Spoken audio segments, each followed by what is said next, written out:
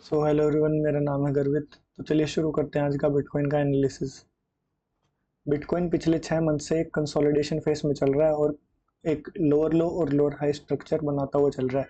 जैसा कि हम चार्ट में देख सकते हैं, ये यहाँ पे एक हाई बनाया, यहाँ पे एक low, lower high, lower low, lower high, lower low, दोबारा से लोअर हाई, फिर से लोअर लो, फिर से लोअर हाई, बट यहाँ पे एक नया लोअर लो नहीं बना था। तो उसी लोअर लो के ठीक ऊपर एक क्रूशियल रेजिस्टेंस जोन था जो कि बिटकॉइन अच्छे से ब्रेक नहीं कर पा रहा था।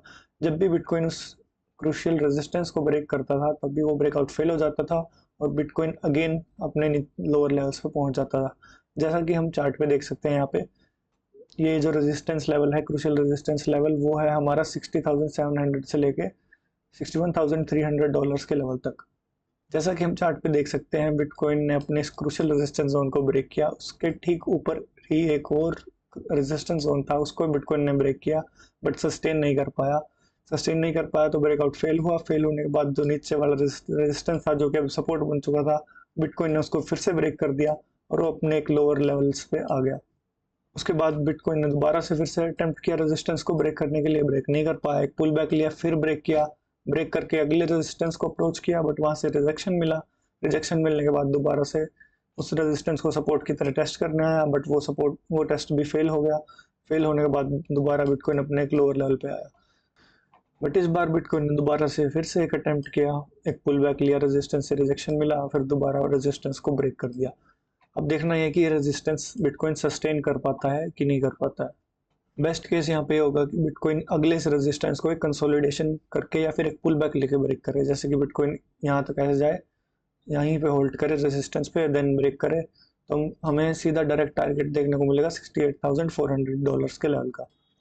और दूसरा केस ये हो सकता है कि हमें बिटकॉइन ऐसे एक पुल बैक लेता हुआ दिखे, पुल बैक पे एक रिजेक्शन कैंडल बनाए बड़े टाइम फ्रेम पे, then we can go higher at the level of $68,400।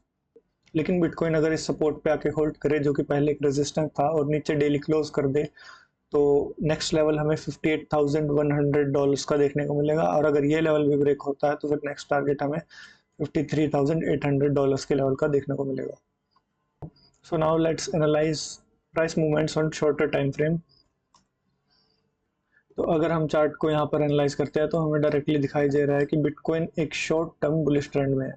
यहाँ पे हमें हायर हाई और हायर लो टाइप के स्ट्रक्चर देखने को मिल रहे हैं और यहाँ पे एक पुल बैक भी आ रहा है जो कि इस सपोर्ट तक जा सकता है।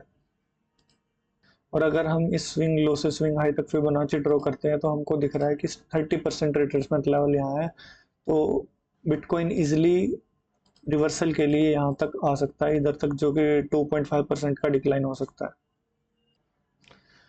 और अगर हम इसी चीज़ को थोड़ा जूम इन करते हैं और 1 आवर टाइम फ्रेम पे चलते हैं तो हमको दिखाई देगा कि यहाँ पे भी एक पुल बैक आ रहा है। बट हम अगर इसी स्विंग लो को स्विंग हाई से कनेक्ट करते हैं, 30% रिट्रेसमेंट लेवल तो है यहाँ पे, बट यहाँ पे एक सपोर्ट भी है जो यहाँ पे है। तो अगर इस सपोर्ट को बिटकॉइन ब्रेक कर देता है तो हम डायरेक्टली 30% रिट्रेसमेंट लेवल तक जाएंगे, जो कि है $61,500 का एरिया।